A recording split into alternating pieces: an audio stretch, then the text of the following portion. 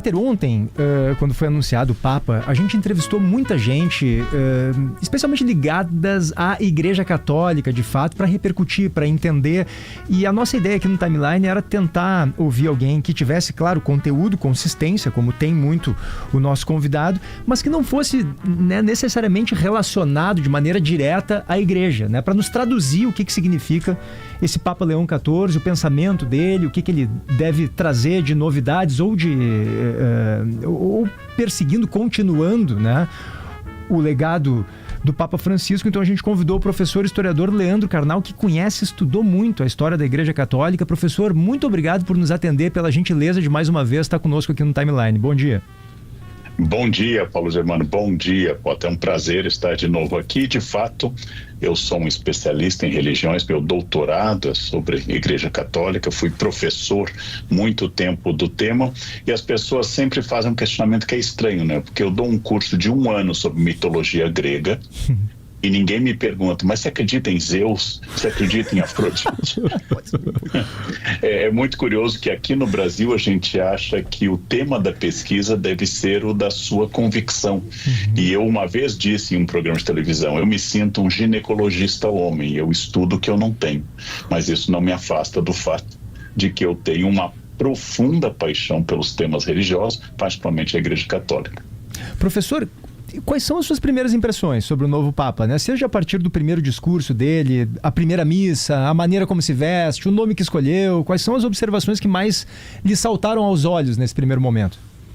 Ele não se pronunciou ainda, todo mundo imaginou que a escolha de Leão XIV é uma referência ao Papa da doutrina social, o Papa da chamada Rerum Novarum, o documento de 1891, que era o Papa Leão XIII, ou uma referência aos grandes Papas Leões, em 452, século V, Leão I deteve Átila às portas de Roma, Leão III coroou Carlos Magno, 25 de dezembro de 800, mas que a gente pensa em Leão XIII. E pensamos nisso e ele não se pronunciou. Alguém já levantou a hipótese, mas o Frei Leão era um dos melhores amigos de Francisco.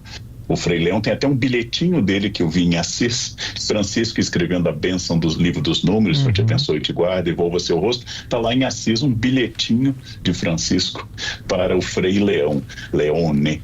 E aí pode ser também um amigo de Francisco ser Leão, mas provavelmente é Leão XIII, o Papa que governou 25 anos, morreu no início do século XX, com idade muito avançada, um dos papas mais idosos da história, e talvez a referência seja essa, um Papa religioso, um agostiniano. Os agostinianos são grandes cientistas. O padre Mendel, um dos pais da genética, ele é agostiniano, e ao mesmo tempo é de um agostiniano a pior ruptura do século XVI, que é Lutero, também era um monge agostiniano. Um Papa norte-americano com vivência no Peru, um Papa que fala línguas. Eu não falo italiano, mas meus amigos disseram que o italiano dele é muito bom, com discreto sotaque anglo-saxônico e gramática perfeita. O inglês naturalmente é nativo, fala francês, entende bem português, como cardeal, bispo e padre, também lê fluentemente em latim e assim por diante. Ou seja, é um homem que me pareceu até o instante menos à vontade no cargo do que os anteriores, menos carismático. Lembrando que Bento XVI, que era muito tímido, um grande teólogo, leu sem papel. Bento XVI se apresentou sem nenhum roteirinho e ele leu o tempo todo. É verdade. João Paulo II fez brincadeira, pediu perdão pelo italiano dele, que era perfeito. Bento XVI fez brincadeira, disse costume na Igreja de Cristo chamarem os menos qualificados. Francisco disse os cardeais foram até o fim do mundo me escolher, e ele leu um papel em espanhol e italiano. Ou seja, parece que estava mais emocionado. Há muitos anos, desde 78, quando eu vi 2 papas irem àquela mesma sacada de São Pedro, eu não via um papa quase às lágrimas, né? Os outros papas estavam muito senhores de si, João Paulo I, João Paulo II, o Papa Bento XVI, Francisco e este. Ou seja, é uma novidade e ao mesmo tempo é o início de um governo que parece que vai ser bem longo. porque com um homem que vai fazer 70 anos, com a medicina atual, teremos um papado bastante longo. Professor Karnal, a gente acompanha, o cristianismo ele é muito vasto, né? E no Brasil temos um fenômeno que entra até em outros assuntos, não só os assuntos de religião, que é o crescimento do mundo evangélico. O Papa, ele é um Papa também para os evangélicos? A minha pergunta vai muito nesse aspecto regional nosso brasileiro. Ele é uma pessoa respeitada pelo que o senhor ouve dos evangélicos? Ele se espera, ele é importante ainda, pesa a palavra dele? Ou o mundo evangélico brasileiro tem um certo afastamento do papado? Eu acho que existem várias considerações. A primeira, há muitos evangélicos. Para os protestantes evangélicos históricos, no Rio Grande do Sul, mesmo na minha família, há luteranos, há presbiterianos que são calvinistas, existem anglicanos que são protestantes também. Eu acho que sim, é uma autoridade respeitada. Dentre os chamados pentecostais, também há muitas variantes, não?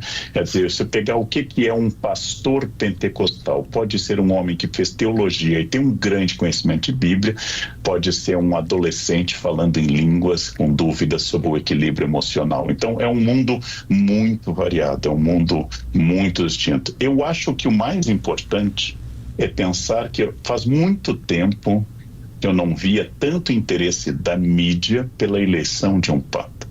Faz muito tempo que eu não via tanta gente torcendo. Parece que ontem à tarde, quando saiu a fumaça branca, eu ouvi um sinal sonoro aqui em São Paulo, como se fosse um final de campeonato. As pessoas no prédio da avenida, saiu a fumaça branca. Fazia muito tempo que eu não via isto. Então ele é um líder mundial. Os Estados Unidos tem de 25% a 30% da população formada de católicos, é um dos maiores países católicos do mundo, né? Pede para Filipinas, Brasil e México apenas. Os Estados Unidos tem também, o presidente Trump já disse que é uma honra para os Estados Unidos, e para o presidente Trump dizer que algo é uma honra tem que ser algo muito forte. Porque me parece que a personalidade dele é que se Jesus viesse à Terra, seria uma honra para Jesus ir à Casa Branca. Então é preciso pensar que houve uma atenção midiática muito grande. Isso tem a ver com o legado de Francisco e de João Paulo II. João Paulo II internacionalizou o papado, foi o papa que mais viajou na história. O papa anterior, não vamos contar João Paulo I, o anterior, Paulo VI, foi a Jerusalém, foi a ONU uma vez. Os papas, a partir de João Paulo II, viajam muito. E João Paulo II se notabilizou por fazer do seu longo papado um papado de viagens. E isso tornou o Papa um fenômeno internacional. Então, quando ele veio ao Brasil a primeira vez, o Brasil já era um país com grande crescimento de evangélicos na década de 80. Mas ele chamou a atenção, e nas missas do Papa havia evangélicos. Isso a imprensa registrou naquela época. Agora, o Papa Francisco trouxe um carisma enorme, um discurso de muito apelo. E seus críticos só melhoram a biografia do Papa Francisco. Tem pessoas que, quando nos criticam, é importante para vocês jornalistas também, há pessoas que, quando nos criticam, aumentam o nosso currículo, melhoram o nosso currículo. Seria um terror se você fosse uma pessoa pública e alguém de perfil X ou Y não dissesse algo negativo sobre você. Um elogio às avessas, né, professor? Exatamente. Já pensou alguém do porte X ou Y elogiar a gente? Eu gosto de pensar em quem já me criticou na história. Professor, eu sei que é cedo, claro, como o senhor disse, ainda não foi feito um pronunciamento que nos permita depurar algumas questões que está todo mundo curioso para saber.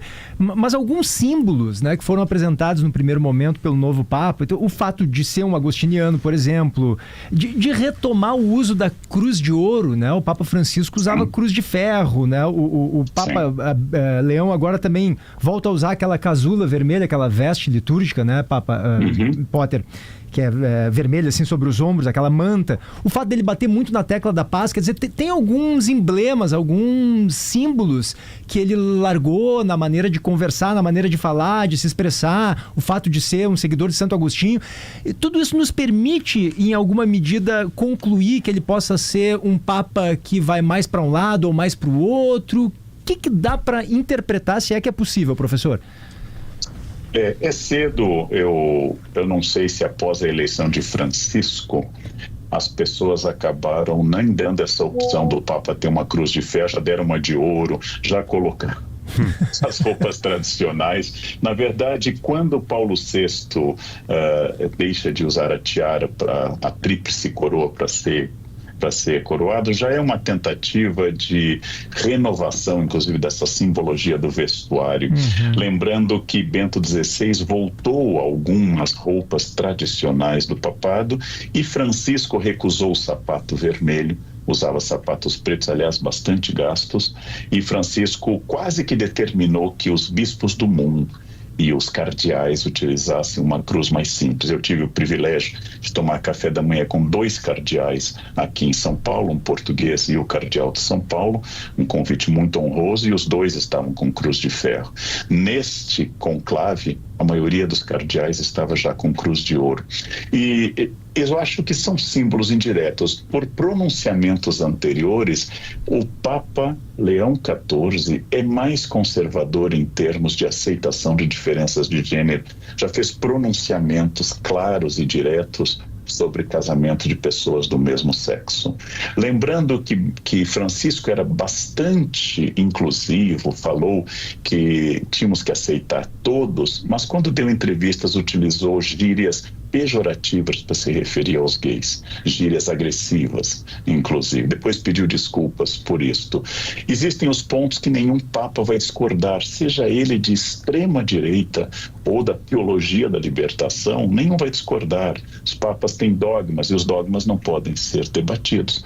Maria é virgem, Jesus é Deus, Maria subiu ao céu de corpo e alma, foi preservada do pecado original. Isso são dogmas. Se um papa disser contra um dogma, ele perde o cargo imediatamente. Existem coisas que são decisões da igreja. Por exemplo, o celibato da igreja é uma decisão recente numa história de 2000 anos, é a metade deste tempo, e até determinado momento nem se falava disso. O primeiro papa foi casado, Pedro. Havia uma piada no seminário quando eu fazia, que diziam que Pedro negou Jesus 3 vezes porque Jesus curou a sogra dele. Essa é uma piada interna católica. E Pedro se vingou da cura da sogra, naturalmente uma piada. E todas essas ideias são assim de que os símbolos indicam um papado de centro, mais moderado, que é ótimo neste momento, porque grande parte do colégio de cardeais foi formado por Francisco. Se esse Papa ficar 15 anos, que é bastante plausível, 85 anos, 84, ele vai formar o resto do colégio. Então não haverá nenhum cardeal indicado por papas mais conservadores como Bento XVI, vivo.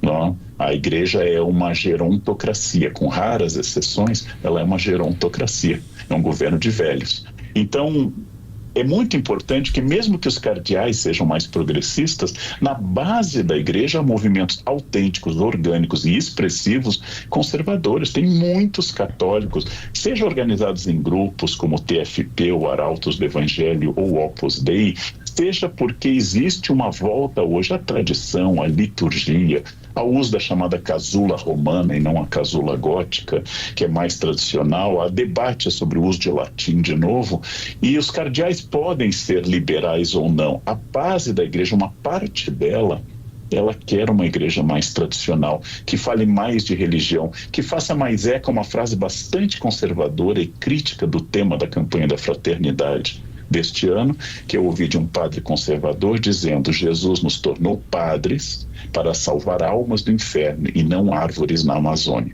Essa é uma frase de reação a essa postura ecológica. O Papa Leão XIV já fez discursos pró-ecologia, mas o próprio tema da campanha da fraternidade da CNBP deste ano, baseado em um documento de Francisco sobre ecologia integral, foi muito combatido por católicos conservadores, que querem que se volte a falar de terço, obras de misericórdia, intercessão dos santos, devoção à Eucaristia e assim por diante. Então, esta é uma realidade. Professor, o senhor toca em algumas coisas que eu acho bonitas, né? O senhor falou que a atenção que a mídia deu à escolha papal agora, né? E por também ter esses elementos conservados, de alguma maneira, né? Porque podia ser uma reunião fechada, não ser na Capela Sistina, eles conversando, sem as vestes, sem as roupas, sem tudo aquilo, e informarem pra gente lá no Twitter né? Ó, o novo Papa é um americano que passou pelo Peru, o nome dele é tal, né? Amanhã ele vai falar com vocês aí, pra imprensa, enfim. Tem toda uma liturgia. Uma magia quase em volta disso, né? Qual é a importância disso ainda, professor? O que tem disso que nos encanta ainda, né? As matérias de antes, a gente lia, né? Todos os detalhes. Ó, vai ser muito importante se ele aparecer com uma cruz de ferro, uma de ouro, né? O senhor falou agora, né? Dessa peça que podia ser gótica ou romana, enfim, são muitos detalhes que dizem muito. Digitalizado ainda tem a questão da fumaça, né? Exatamente, a fumaça é um elemento maravilhoso, né? Quer dizer, é legal ter uma coisa mais rudimentar que também é romântica, né? Exatamente. Essa conservação, qual a importância dela, professor? Quando você não tem muita notícia e há um conclave, isso aconteceu com o julgamento de O.J. Simpson, em que os repórteres passaram, foi muito midiático nos Estados Unidos, passaram a entrevistar uns aos outros. Quando não tem notícia, você começa a ficar dizendo, olha a gaivota junto à chaminé da Capela Sistina. A gaivota teve milhões de views, né? Então, porque você não tem notícias, é um sistema fechado. Um conclave rápido, como tem sido os últimos, né? Tão diferentes do conclave de 1268, que durou 3 anos, de Viterbo. Um conclave rápido mostra que os cardeais não estão tão divididos assim.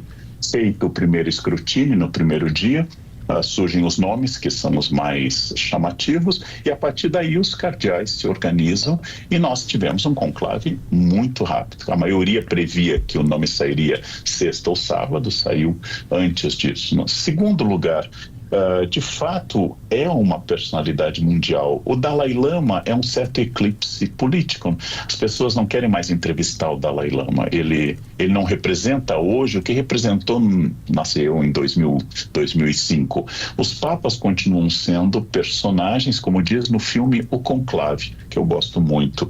Um cardeal diz, em breve vai sair daqui o homem mais famoso do mundo. Eu acho que imediatamente essa pessoa, um cardeal discreto, o cardeal Prevost não habitava as perspectivas de quase ninguém. Não? Quase ninguém dizia, todo mundo apostava no cardeal de Manila. O TikTok foi tomado pelo cardeal de Manila e o cardeal africano, o cardeal Sara, como os necessários nomes, porque toda a lista de cardeais vai incluir um asiático, um africano, um italiano. E um latino-americano, todas, porque isso é feito por cotas. Então precisamos indicar alguém da Ásia, mas ninguém entrevista os cardeais e eu insisti num vídeo nas minhas redes, os cardeais não usam TikTok, pela idade, né? Eles não usam, eles não fazem o seu voto a partir de TikTok, mas de conchavos entre eles baseados em necessidades políticas e espirituais.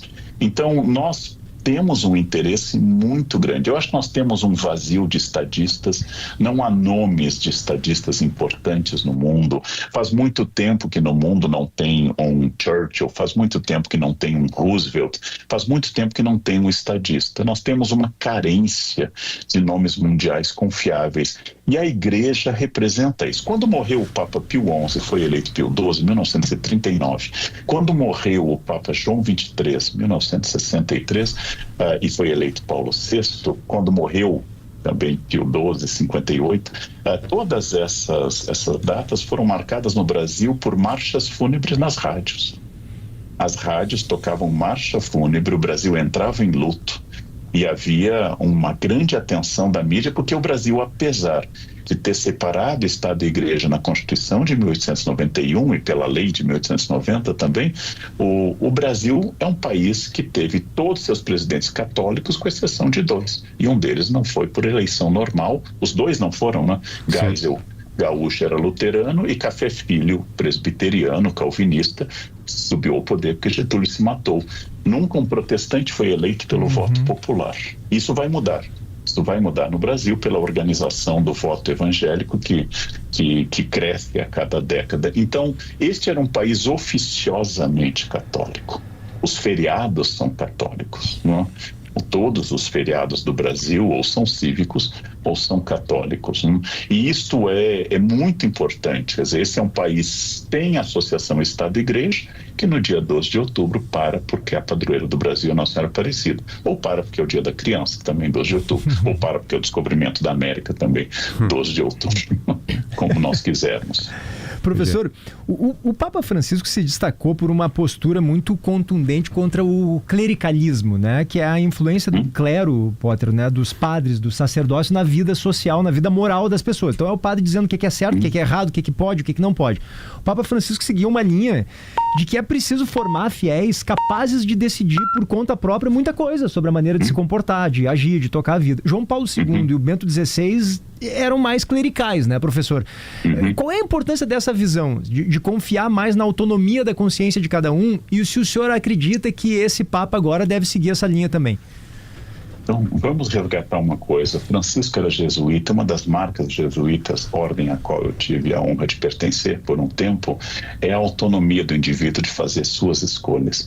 O jesuíta era formado para ir para a China e para o Japão, para ir para a Indonésia, e separado dos outros católicos por 20, 30, 40 anos, como Francisco Xavier, colega de Inácio, era preparado para tomar decisões dada a autonomia do seu livre-arbítrio. Bem informado, poliglota, um teólogo experiente, o jesuíta devia ser capaz de ficar sozinho lá em Nagasaki, como ficou Francisco Xavier, ou morrer às portas da China. Clericalismo, no sentido de que tudo pertence aos padres, por mais que os papas neguem, eles são representantes de uma igreja clerical, que só recentemente, pela primeira vez na história, nomeou uma mulher freira para presidir um dicastério, ou seja, um ministério da igreja. Agora, muito importante que o atual Papa Leão XIV, ele foi presidente de um dicastério, nome que a gente dá aos ministérios da igreja, que é o da nomeação dos bispos. E a palavra que ele usou no dia de se apresentar à Praça de São Pedro foi a palavra sinodal, sinodalidade. Ou seja, essa é uma das marcas dos bispos hoje. Não é uma igreja inteiramente centrado em uma autoridade. O Papa continua infalível desde o dogma da época de Pio IX, século XIX, mas uma igreja mais sinodal, que decida através de conferências episcopais, como a CNBB no Brasil, através de sínodos, e decida questões importantes. E o Papa usou a palavra sinodalidade. É uma tendência teológica relativamente recente que combate certo tipo de clericalismo concentrado totalmente no Papa e divulga mais um clericalismo também, porque são bispos e padres, e mais diluído entre as questões. Continua sendo uma igreja masculina, continua sendo uma igreja que só dá acesso a algumas funções aos ordenados, homens e ligados a essa igreja. Mas, naturalmente, hoje todo mundo quer ter opinião. As redes sociais estão aí. Quando a igreja vai aderir ou não a essa tendência, é difícil. A igreja já resistiu à tendência e já aderiu a tendências no passado. Professor, o que precisa acontecer para um dia a gente ter um Papa mulher? No caso, não sei nem como falar. Uma papa, né? Não sei existe a palavra papisa por causa da lenda, uma lenda bastante divulgada por protestantes no 16, de a papisa Joana, que teria sido descoberta por esse equívoco de gênero, tem até filme recente sobre isso, porque pariu um filho durante uma procissão. Aí surge uma outra lenda consagrada em séries, como sobre os Borgias, que o Papa, ao ser eleito, senta em uma cadeira sem nada por baixo e algum cardeal deve apalpar se ele é de fato um homem, se ele possui os ossos. O filme Conclave, por exemplo, introduz a noção de um Papa com útero, homem, mas com útero. Todas essas questões, gente, significam que não é dogma de fé que o sacerdote tem que ser exclusivamente homem. É uma tradição e há pouco tempo foi dito que a igreja não deve mais debater isto. A igreja é uma instituição masculina e, como tal, ela ficou mais ligada a isso, considerando que, por exemplo, os anglicanos têm episcopisas, têm bispas, o feminino de bispo é episcopisa, os evangélicos no Brasil têm várias bispas, episcopisas, e a igreja católica continua sendo bastante restrita a esse respeito. Nós demos um passo, e esse passo foi nomear uma freira para presidir um dicastério. É um passo extraordinário, revolucionário. Eu diria que não será na geração que nós estaremos vivos que nós vamos ver essa mudança. Tem uma velha palavra que eu gosto muito, e quando a igreja abraça o espírito de uma época, quando ela se casa com o espírito do tempo, ela fica viúva no século seguinte. Então, se a igreja adota, por exemplo, o feminismo ou a igualdade de gênero, quando isso passa de moda, ela fica viúva. Há coisas imutáveis na igreja. Por exemplo, é imutável a posição da igreja sobre o aborto. E há coisas que vão depender dos papas dizerem sim ou não a isto. O Papa Francisco não admitiu o sacramento do matrimônio para pessoas do mesmo sexo, mas disse várias vezes que a igreja pode acolher homossexuais dentro dela. Então é um passo de cada vez. Professor, obrigado pela aula. Né? De graça, infelizmente a gente não vai mandar nenhum pix pro senhor, né? Enfim. Mas se mudarem de ideia, a gente pode mudar. Eu estou aberto. Eu acho que o senhor desse o seu pix agora aqui no ar, a nossa audiência faria um carinho com o senhor. Faria um carinho com o senhor pela aula, né? E pela tranquilidade. Muito obrigado com o tempo doado pra gente aqui. Volte sempre ao Timeline. Eu é que agradeço. Até logo. Um abraço. PG tinha mais umas 75 perguntas aqui. Enfim, ele manda pelo WhatsApp.